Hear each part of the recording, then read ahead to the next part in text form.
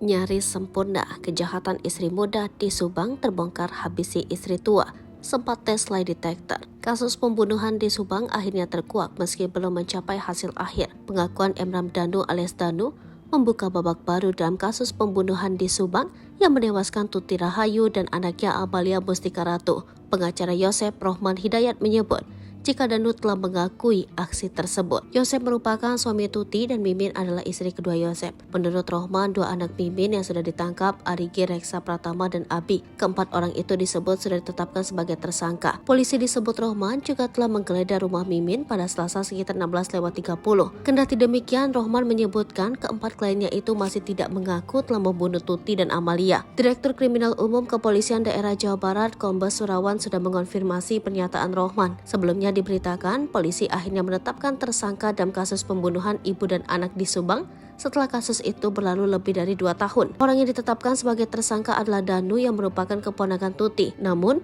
belum dijelaskan secara terperinci peran Danu dalam pembunuhan ini. Padahal Danu sudah diperiksa Barreskrim Polri dengan menyertakan lie detector dalam penanganan kasus Amalia Mustika Ratu dan Tuti. Tak hanya Danu, sebelum itu Yosep dan istri muda Mimin yang menjalani pemeriksaan dengan menggunakan lie detector. Dua mayat perempuan, anak dan ibu ditemukan pada 18 Agustus 2021 di dalam bagasi Toyota Alphard. Hingga sebulan lebih kasus itu masih misterius. Fajar Siddiq selaku kuasa hukum dari Yosep serta istri mudanya menyebutkan kedua kliennya menjalankan pemeriksaan tes kejujuran menggunakan alat lie detector. Fajar belum mengetahui hasil dari pemeriksaan dengan menggunakan alat tes kebohongan tersebut. Rohman Hidayat, anggota kuasa hukum Yosep, mengungkap apa saja yang ditanyakan pada Yosep saat diperiksa dengan disertai alat tes kebohongan tersebut. Cerita pada Rohman, Yosep mengaku menjawab semua pertanyaan penyidik Barreskrim Polri yang menggunakan alat tes kebohongan tersebut. Pemeriksaan Yosep dan Mimin itu sendiri dilakukan terpisah dan tidak dilakukan di kantor polisi. Pemeriksaan tes kebohongan itu ternyata